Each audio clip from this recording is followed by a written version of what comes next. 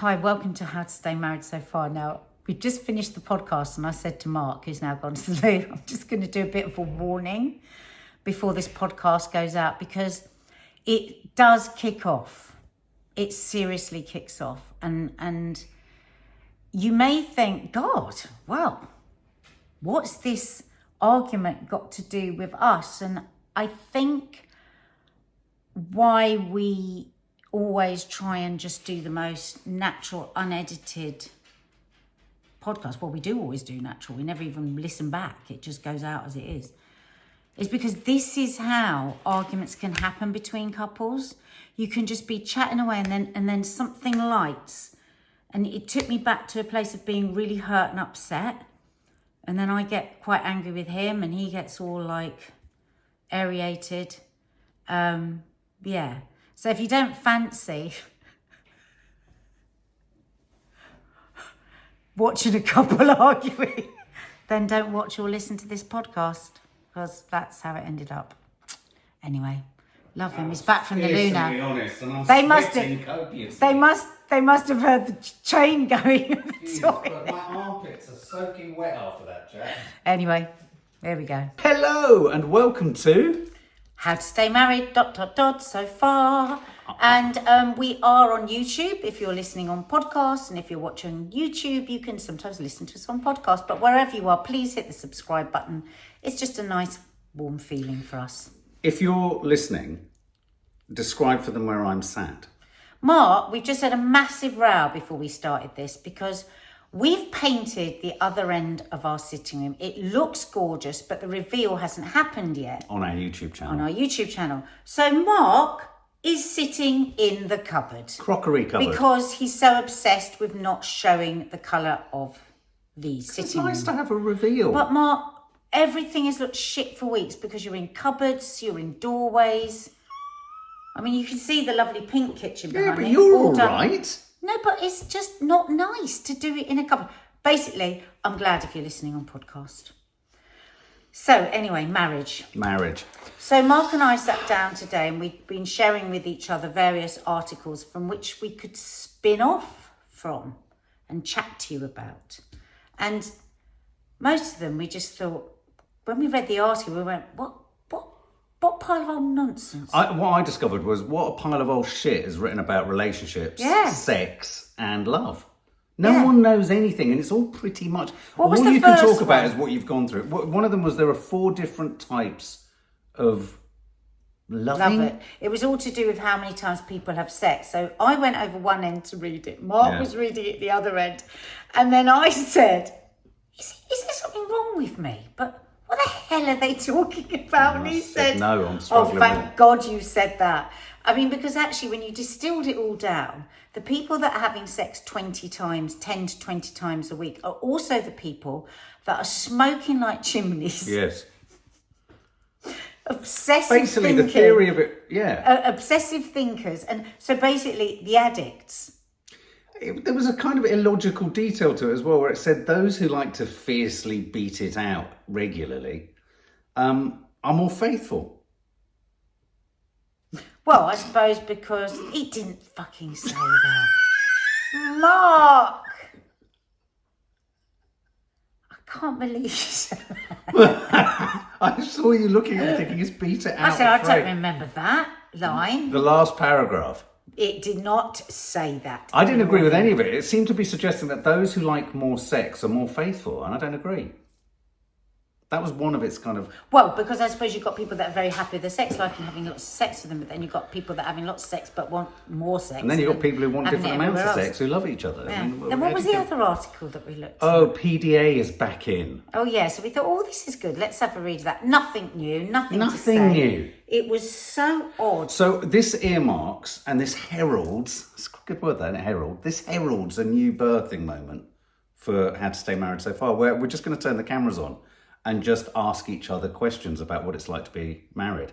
Well, off the back of that PDA, though, the PDA article, it's funny, isn't it? Because they were talking about romance and how, not so long ago, a couple of generations ago, the things that have now become ick to us, like flowers and dancing and all of that, when did it become ick? Why did these things become ick when they were truly romantic things years before? I think it's because people can't be bothered. And then, and now how Gen Z are wanting to go back to romance more. But it seemed that a lot of this article was talking about those that play it out on social media. Now, Is that called thirsty? I don't have a lot of trust on accounts that are built on, look how in love we are, look how romantic we are. And I feel sorry for it when I see young people building a social media on that, because it's probably often started out from a good place and they're really feeling that, but then there becomes this enormous pressure to maintain it, you know. Yeah. So and then they end up starting having rows, and then they accidentally hit the live button whilst they're shouting at each other. Yeah, I mean, we've done other podcasts where we've talked about romance, and we've always said that our romance is very different. I think we're both romantic with each other in different ways, but I do I felt when we were first together, some of your romance was a bit love bombing. It was came from insecurity, and you wanted to say something to me, so I would then say back, you know, like when you're really young, you say, "Oh, I love you," and then you're like you've got this eyebrow looking up at you going, "Do you love me?" So some of your romance was like too much. I would categorically, you know, it's interesting you should say that, and I love this meander into all this sort of stuff, because if I sit here with fearsome, wholesome honesty, I would say that for the vast majority of my life, before almost, I'd say, the last 5 or 6 years, I've never trusted fully that someone could love me. And so the love bombing wasn't about deceiving you into how I wasn't feeling. I was feeling that. I was absolutely feeling that. But you're right. I wanted the affirmation or the reassurance that it was being met in the same way. And I think something that I've really struggled with a lot in nearly all my relationships is an acknowledgement of the fact that we can't all feel and think in the same way at the same for time. each other. However, and that at the same time, and also, and it sounds ridiculous. What I'm saying sounds probably to many people really obvious. I'd have thought to Nadia probably, because she's very emotionally intelligent, but I'm not, and I haven't been emotionally intelligent. But it's a kind of a eureka moment which has allowed me to kind of feel slightly less stressed about love.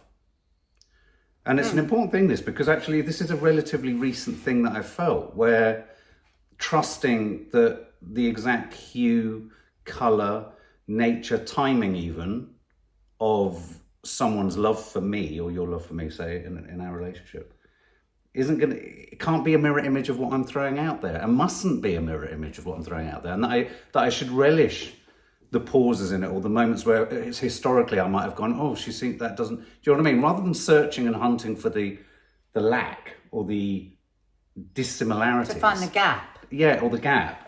Just writing it a bit more. I don't know why. So yeah, I mean, I think you're right. I think I did love bomb because I was desperately uncertain. And love bomb doesn't always mean that the person is a nasty, manipulative, gaslighting bastard. Thank it can God. be they're bombing you because of out of insecurity. Yeah. But the one thing that you wouldn't have recognised then in me, but I think you do understand now, and the girls understand with me as well, is that I am rigorous with how I feel, and I don't pretend how I feel. So a lot of the romantic things that you did, I really liked, but when I started to feel that it had become emotionally transactional, I was then what people might say now, the ick. I was turned off by it because it felt overwhelming, because it was like, however I respond, it's not quite enough. So it was really weird. But I would say more and more these days, and I think it's brilliant what you've said, because I love that, because that's what I wanted you to feel more settled in yourself, so there wasn't like this panic. It also goes with your personality, which is you're very highly impatient, you know, because you're so driven in everything you do, and that comes from the childhood and all of that, so that you didn't have the patience to let things unfold because of the panic of like, is this all going to fall to pieces? But so I love that you say that you're more settled into it, there's no panic. But I sometimes do think, I miss a bit of that. What? Love bombing? No. Well, there you just saw Men Are From Mars. No. Well, it's interesting. A bit of the romance. Like, for instance, that beautiful painting up there. Well, it's a shame we can't show anybody it. But anyway, it's a beautiful work of art up there that Mark made for it. Cut in a still. It was that's a huge thing, and it was like Can't be so doing that amazing. every day of the week. No, I'm not talking about that. But you've done the huge things and beautiful videos, the films that you've made me with the girls and the photos. So like nobody could ever give me a present like that because they're so heartfelt. So those are big, huge things that come every so often, and that's the way they should be because that's why they're special. Yeah. But sometimes I think, are we romantic enough? Because at our stage of a marriage, 20 odd years, romance takes a different sort of turn, I think. Like, we'll both probably feel that the other one has been romantic and not really categorize it in that way or even say it. And those are lovely moments, I think, in a marriage. And, you might not know what's happening by osmosis, but romance can be happening by osmosis. So you're saying I'm not romantic enough? No, I'm not saying that. Look at you categorising. No, I'm just looking for coherence. I'm looking for male coherence sometimes, in amongst female waffle. I think it's funny, isn't it? Because as soon as we go away, we are very naturally romantic with each other.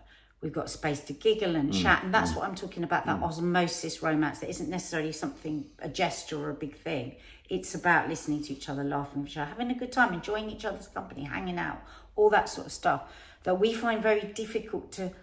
The second we walk out of the door, like even if we go on the worst dates in the world, every single time we go on a date, it pours with rain and we don't end up eating anywhere nice. And but we have a great time. Shit, but we always have a great time. Yeah.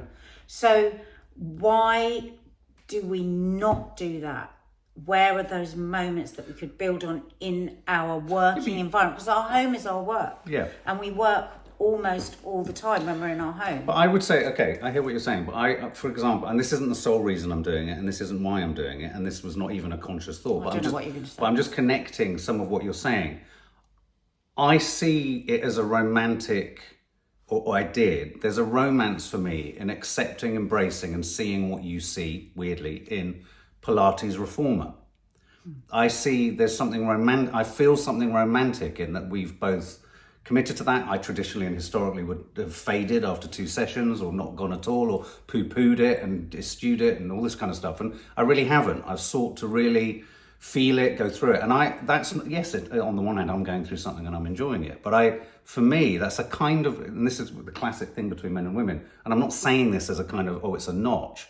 That's where I'd have always thought traditionally is your heartland of romance. No, but that's what I was just talking about. We do that really well, that osmosis romance, where we'll do things like that. And I appreciate it. And I love it when you look after yourself and all that sort of stuff, your health. You've always looked after your fitness, but your health. But no, I'm talking more about things, those moments that we have the entire time when we're away from the house, where we're younger. We're just younger. We're just less stressed. Yeah, but look. This isn't I get it. I like it too. This isn't a criticism. This is talking about the different levels of romance, and I think we sometimes, totally as a couple, this isn't one thing or the other, don't allow ourselves. Like last night, we sat with the kids, didn't we? We all just sat and just chatted and laughed and We always love that, and our kids love us doing that, and yet we don't do that as much as we could because we have very present kids who are here a lot and and we don't allow ourselves the golden moments enough. I agree. We went on a date the other night. I mean, there's a couple of things that have happened recently where I've not felt any disappointments, not criticism, none of these things, but I've rationalised and I've been wrestling with kind of feelings around it. So, for example, I couldn't work out why I was disappointed that Valentine's night was because I know you can't stand Valentine's. I'm not a fan of Valentine's, but we'd had a date scheduled or we were doing something. And we went to see... Yeah, we were going to go for something to eat, didn't want to go for something to eat, and we were tired. We were both tired. We'd had long days, we'd been a very busy week. And I get it, so it wasn't that. But you had a bit of a mini sulk about that, and I had a bit of disappointment, and it really fucking pissed me off, and I didn't say it. Right. God, what a fortunate moment for Mark for the storage to go on the phone. That behaviour that day was everything that I dislike most about you. Right. Okay. Because it rumbles underneath, and I knew damn well what it's sulky, pathetic, No. teenage But I shit. wasn't saying it as I was right. I was saying. But why did you do that? I don't know, because I got trapped in and hooked into the idea that we should. You need to slap yourself around the face when you're like that. Otherwise, one can't be honest with you because one's fearful. No, I am being bloody honest. I kept it to myself. Hang on. The issue there was I felt we ought to be. So I was feeling the pressure of society. I was feeling the pressure of what we should be doing and all that kind of stuff. And you were being stupid. Okay, and I was being stupid. Hang on, I've just offered you a hell of a lot in terms of acknowledging all my misgivings. I can't give you much. I'm saying, fine. And then we went on a date the following week and we had a really... Hang on. We went to Bridget Jones, had such a laugh, loved the film. Yes. Yeah. And then the following week we had the romantic night as well, when we went to see the producers. And so we went out on 2 really nice dates. And I agree. I love it when we get away from here. There is something about getting away from the home because we work here, because every conversation, and one of our problems is we're both ADHD, every conversation we have, even when we relax and sit down at a table, is about work. I take it there, you take it there. Not every conversation. No, but a lot of them are. We're thinking about this, that could work, that's a nice shot. Even if we're eating, that's a great shot, we could photo. And that, I don't mind that. I don't mind that. I don't mind that because that's yeah. I don't think we can. I personally, I literally don't know. Whilst I yearn for the possibility of what we have when we're away here, I also just accept that it's very difficult and hard to do that. No, I'm not saying recreate everything that you have when you go away, because of course, obviously that's totally unrealistic. But where are the moments in a day, golden moments that you can do things like that? But I don't want us to run away from what you were saying there about Valentine's, because it's very, very important. Can you be less scary? It's very important. Can you be less scary? I tell you why it's very important. You're coming across as scary. Well, just be quiet then. I want you to know you're very scary right now. Very.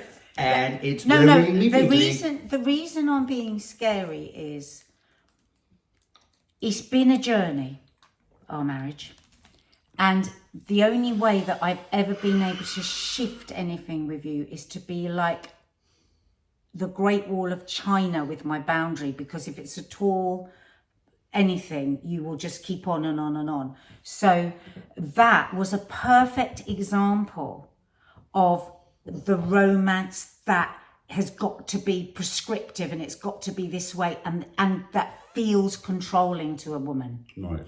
And maybe to a man. I don't know. I've never been in that position. So I didn't like feeling it. I wasn't offering it up as a justified emotion. What would have been better, because you never hide it, it's like you've got a massive great boil on the end of your nose, it's so obvious, would have been to say to me, because this is how in marriages improve, to say, God, I don't know what's wrong with me, I'm just being, and allowed me to answer you back without going, no, don't say anything, because it would have burst a bubble that was inside. Are you seriously saying if at any point on that day I'd calmly said, I'm feeling a bit weird about us not doing anything, you'd have not been a bit annoyed? Well, I knew you were anyway, because it started the 2 days before that.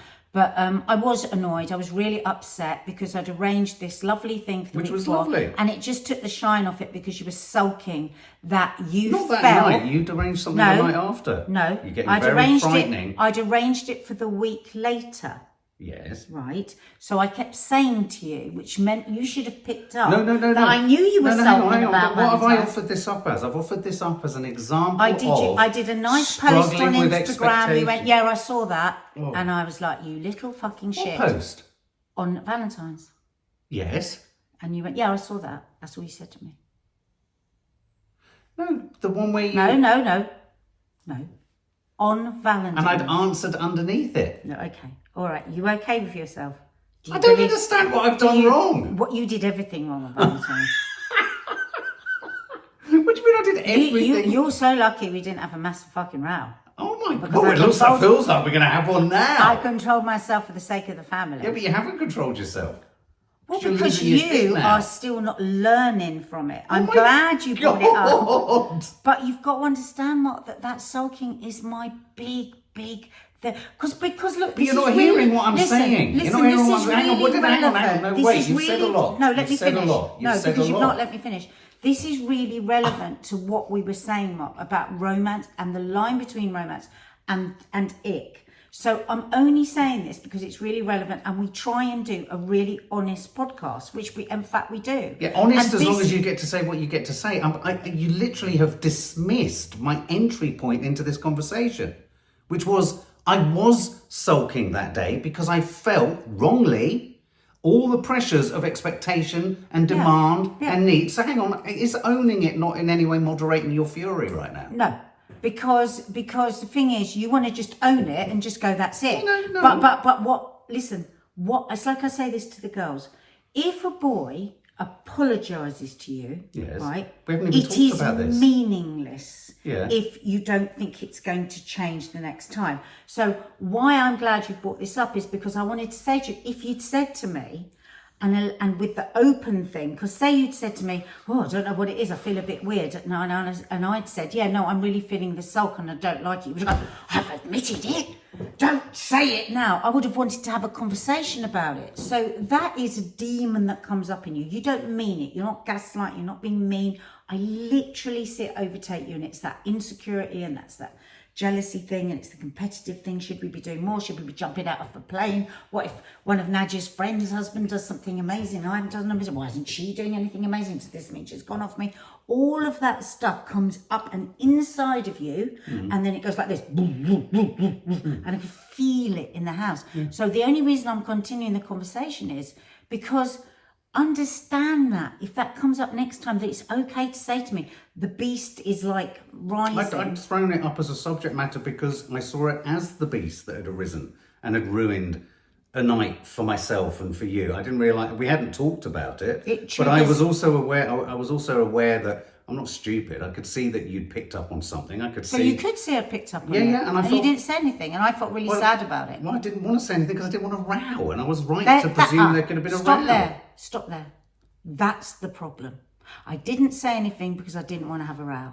No, I didn't. Not at that point. Not at the point that I thought you thought I'd been unfair. So I didn't know how to get out of it. And that therein lies often the set of circumstances where you can have an awareness that, okay, I've misjudged that, I've put pressure on it, I've ruined it, I've gone and made a mistake. But I don't actually know how to get out of it, because if I name it and say it, we could end up having an almighty row. And I didn't want an almighty row. God, what a fucking idiot I am. I've just realised. That's what I'm saying I've now. been in a total... No, I'm saying for the next time this happens. Yeah, I know, but it's always easy with the benefit of hindsight, what a fucking idiot I am that I've just sulked all the day away. Because then we could have laughed about that and diffused it. Well, I was kind of hoping we might laugh about it now. I mean, I'm not disputing it. I'm not pushing back on it. I'm acknowledging it. I'm also saying that in recent weeks, and I think Valentine's was a couple of weeks ago, even in recent weeks, I've just thought about how actually there does need to be a shift. And there is a shift in how I perceive how one is and how one shows one's affection and romance and all that kind of stuff. So I am hijacked by what I think are the standard ways to show love. I both, and yet at the same time, I can't stand them. So on the one hand, I'm kind of with you in that I'm thinking, yeah, it's a fucking load of pointless shit, and why are we doing that? And everyone's, it doesn't matter. And then, but then I kind of want my cake and eat it. I want to be able to say, oh no, but we've actually had the most romantic time too. And that's unsquareable. And that's me, again, lacking confidence in the relationship. So funny, isn't it? Because actually what happens is the person opposite the person, and it's not just you us. Look furious. It's really weird. No, I'm just thinking to what, because I was really annoyed, and I do get cross with this because what it comes about is I wanted to be all things to everything. I wanted to do, and actually what happens is that the person opposite, and I'm taking this a bit away from us, the person opposite will end up feeling the least love they've ever felt. Whilst the person is like annoyed that things aren't romantic enough or they haven't done enough. Yeah. And the person is quietly actually feeling really sad and really like unloved in that time. So it's supremely selfish, supremely egotistical, and supremely ick. And it's such a good conversation that's come out of this, because that is toxic romance. Yes. And you said, I realised that I was like being affected by other people and blah, blah, blah, which is everything we're talking about here. Yeah, but and then what happens is the most, oh, you can let go of that now. We've moved on. But you Stop seem going so on. cross. You seem to be getting crosser still. You're not listening to me at all. You're looking for a way to be wounded. I'm not. I'm genuinely not. It looks like I've done it now. which is weird because we're talking historically. Because and when people suppress how they feel for a day and then somebody brings it up as like, oh, quite joking, and actually it really upset me. You've not heard that once that I've said that I was really upset. And I'm sorry. I was really upset that day. I was stressed. My stomach was going like, I was like really like, it was just that awful like, you know, walking on eggshells thing, like everyone just trying to, and then I still don't feel like you've actually heard me on that. You're going, yeah, well, I've said it, I've understood it, it's da-da-da. I said, no, I don't think you have. I don't think you've heard me, what I'm saying to you. No, I have heard you, and I'm sorry that you felt like that. So what have you heard? That I allowed my own insecurities and my own wants and desires and needs on that day to get in the way of actually having heard and listened to the fact that you thought in a very different way as to how we could be romantic, and that you'd made plans and that you were showing your affection. And I just chose to kind of, in a sense, just ignore all of that because it wasn't going the way I wanted it to go. And that was something I had an awareness of on the day. And I think this is something that I think in rows, not just woman or man, but people in a couple can sometimes not acknowledge. I had an awareness of it, but it wasn't an awareness that meant, oh, I'm just not going to say so. I didn't sit there going, well, I'm not going to say. I thought, well, maybe there's another way out of this. I've got us into a fucking.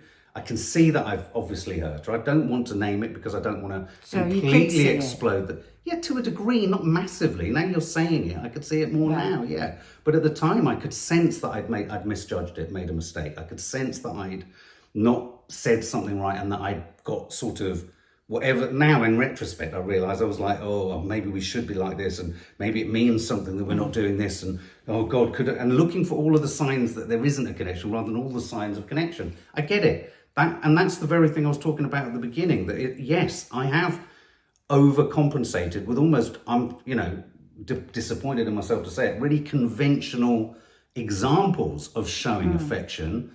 And that's what I said right at the front. So I suppose the reason I'm sort of smarting somewhat at this is I felt beyond the Valentine's specifics, I was kind of acknowledging something that I've been having on a journey of my own about, which is really trying to rationalize what are these terms of reference that you're slavishly attached to when you choose to be attached to them, because it's not as if I'm attached to them in my soul. I pull them in when I want to hurt myself. I pull them in when I want to question our relationship. I pull them in when I want to feel insecurity. So I hear you, and I'm sorry that you felt like that. Which is exactly what I was playing to, which is Valentine's is for teenagers. And I kept sort of bringing that up through the day to try and make you, because I knew where you were at. And it's for people that don't have partners. It's for teenagers. Restaurants are filled with young people. And, I said, so, we're just going to go and see this film, and I've arranged this lovely evening for next week, which I had, and totally non-traditional fixed. So it was so weird to me, because it was like, I don't really understand where his head's gone with this, because I know he's furious with himself, with the world, with everything, that it's dissatisfied. That was it. That was the thing that I felt more than anything on that day, was like, he is so unbelievably dissatisfied with everything. It was just cold, like cold ice, cold air. And why I'm persisting with it is because what would be good, and this is what is always good, viewer and listener, is to try in a marriage when you have these things, and nobody ever really buries something and it goes away for good. It sits somewhere else. That's what I think. But we have to come to some sort of agreement of how, if something like that were to come again, how would one deal with it differently? That's all I'm saying. Well, you see, this is where because I didn't want to say it to you, and you didn't want to say it to me. But I also, this is where I think therapy and all this kind of stuff starts to fall apart at the seams. You can't preemptively ever. The amount of times you lose your shit about things, in not just in our relationship, but about things, or you have an irrational response, or you have an inappropriate response to something which isn't shared with anyone, you're feeling it. You can't remove the human instinct to just make mistakes or have a response to something. So hang on. Yeah, but what would have been better for me was what I wanted to ask you. On that day, how would have been the right way to discuss what I knew you were feeling? That's where I'm getting to. I sometimes don't think there is necessarily a right way to discuss it, but I think the fact that we've discussed it now is in and of itself part of that process. And I think it's something that will inform me the next time those feelings come up. And that's what I'm trying to listen to. So I don't agree. I know a lot of therapy and a lot of therapeutics and a lot of sort of argument resolvement is about, well, how can we avoid this next time? Yes, I think there are behavioural things one can do generally in life to kind of earmark if you're not feeling great. You can't change the natural occurrence of the world, or that you might just go down because on that day you're particularly stressed, particularly, I don't know, mental health disaster day or whatever, or stressed around something to do with the global politics.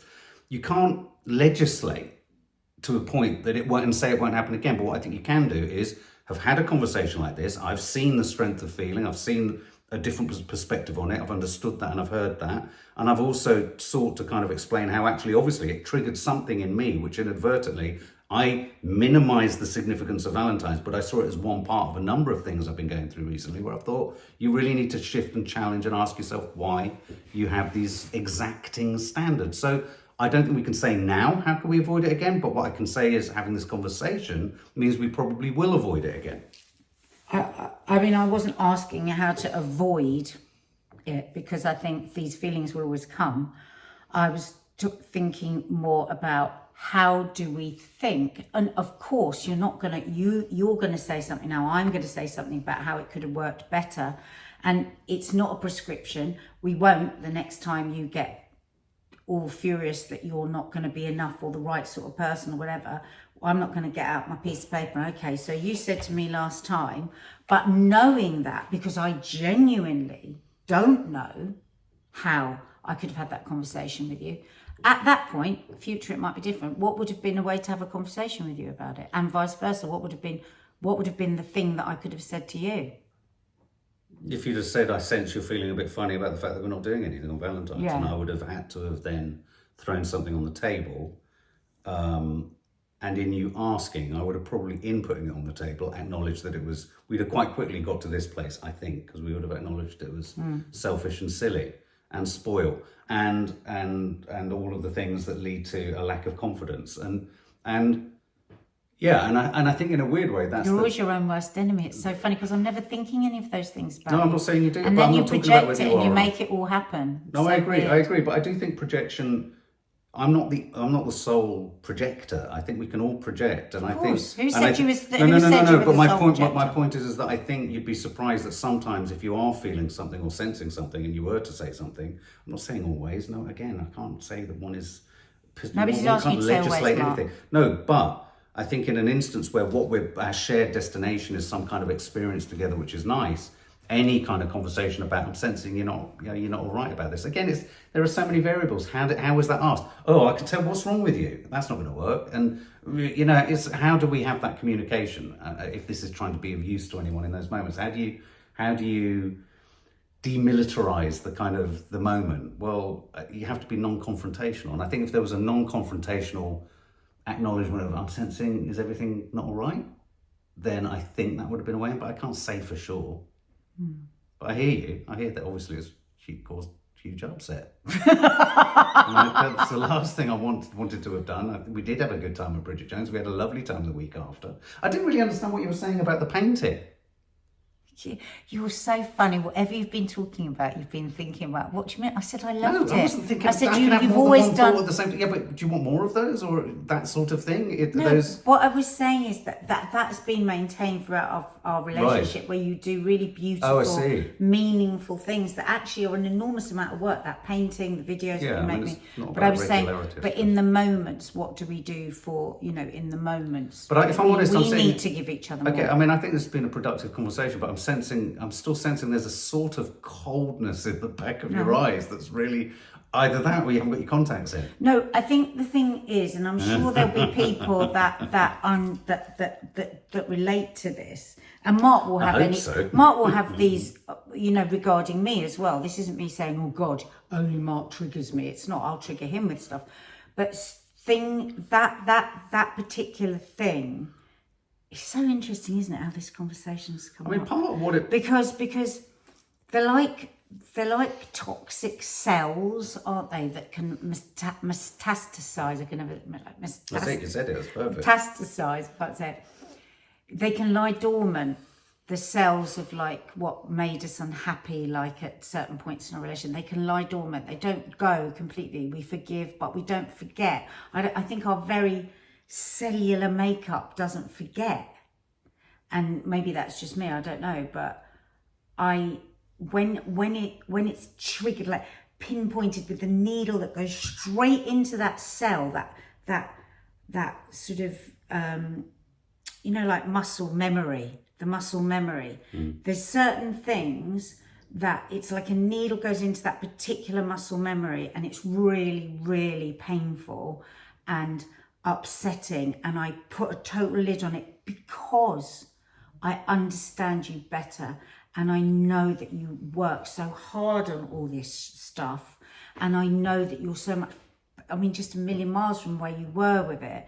But it doesn't mean that it doesn't go like that. Because it does. It does. Like jealousy, was huge with you. And like sometimes when you show tiny bits of that, I would never say anything because I know you've done enormous work on it and you're brilliant with it. But it doesn't stop the needle going into that particular cell and it just jumping. No. And then I rationalize it and I think of the work that you've done, we've done, and I'm sure there's loads of things like that for you as well, where you go, God, I just hate it when Nadia says that. It takes me back to that feeling that I had.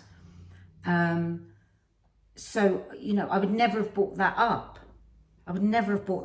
That Valentine's thing, because it passed and I let it pass. But because it felt a little bit cavalier in the way that you were saying it, I got angry because actually I was hurt. Because it was like, I don't feel, you don't know, and neither should you, because none of us knows the cellular memories that our body, that goes through our body. But to be fair, because you hadn't said, and I think this is one of the without going, this can't become an entire couples counselling session, but don't keep, listen, there's no point us doing this kind of conversation if you're going to keep finish. Because what I'm about to say, we're not. No, but what I'm about to say is that, one of the things is a sort of a constant in our relationship has been the ability to say something, or whether one should say something for the risk of upsetting something. That speaks to a lot of the tiptoeing, but also an additional pressure on this relationship with the tiptoeing around someone with mental health issues, addiction issues, and all that kind of what comes with all of that, which I forever fucking feel bad about. Well, hang on, just pause you there. No. The way you said that makes it sound like I make you feel bad. No. I genuinely feel bad about it. I genuinely feel it's. You went, which I forever feel bad about. But I'm not saying you make me feel that. I feel like that. Solely my ownership of feeling bad about that, because there are those are all the symptoms of all those conditions and addiction, bipolar, ADHD are, especially my sort of form of ADHD as well. It's all about knowing I'm putting something out that's tricky to deal with. And I hate putting stuff out that's tricky to deal with. I hate that. I hate knowing it, but I know I do it. And so I do feel bad about that. But one of the things that does happen a lot, and it's interesting that this has happened in this podcast, is that you do elect not to say stuff because you don't, what's the phrase? I don't want to fight with the gatekeeper, I want the grapes or whatever it is. And so you, for the sake of a quiet life, we all do that. And I do it. We all do it. I won't bring stuff up. No relationship will survive. I know that on a certain day your mental health will be challenged in some ways, or something's playing on you. So I do curate my own behaviour around it. We all do it. But in this instance, you're right. I can hear that. I was cavalierly moving through the Valentine's thing. Not as cavalierly though as I think, because I'd like to think that one of the things that I did do is by offering it up, the fact that it came up allowed us to have the opportunity to talk about it. And it did come up in the context of me saying, I struggle with what the right and wrong way. So I was kind of throwing myself, but I didn't realise to the extent that I was throwing myself under the bus there, because I was aware that I'd kind of not grappled Valentine's well or dealt with it well. I just hadn't, because you're so effective at not telling me, I didn't know the extent to which it had hit you. So I do feel bad. And so as it transpired in real time in this podcast, the extent, then I was taken aback, but at the same time, I think the reason you didn't see it or think it or feel it was you were so wrapped up in ego. Yeah. Weren't you? So wrapped up in ego, it's like, how am I performing, and what is this saying about us? And it was ego. When I say ego, I don't mean like, oh, you're an egotistical maniac. I also feel like I have to clear this up. What I mean is, we both have big egos because we both have a lot of insecurity and fear. That's where ego comes from. So out of insecurity and fear, what am I? And what? So you wouldn't see in anyone. You wouldn't have known if I'd come and like farted in your face, because it was all about Mark and what was wounding him and what was wrong for him. And so a huge part of what I was also feeling was a frustration that I hadn't managed to deliver on anything romantic, which in and of itself is unromantic. That's exactly what it was. Yeah. I know that. So what you were the most unromantic being that had crawled across the earth that day, because all you were doing was making me miserable. Well, I'm sorry. And I'd already said to you I didn't want anything to happen because we were doing it the week after. I know. Because we don't acknowledge Valentine's. Babe, there is a tightness to those beautiful Arab eyes that is frightening me. Well, good. There you go. Well, I hope that's of use. I don't know what the hell the title of this is going to be. Aren't you pleased when you see those eyes come out with your daughters when you know they're being bullshitted? Yeah, and aren't you pleased when my completely mad snake from Jungle Book eyes come out when I'm trying to make sense of everything in this house? Yeah, and they are Jungle Book. It's so funny. You're going, I don't understand what's happening with the painting. All right. Okay, right. I'm going to go now film a warning for this video to go out before this. A warning. It got a bit tense. A bit of an It did get a bit tense. You know, there's a moment in Star Wars where Han Solo has a blaster under the table and he blows Greedo away.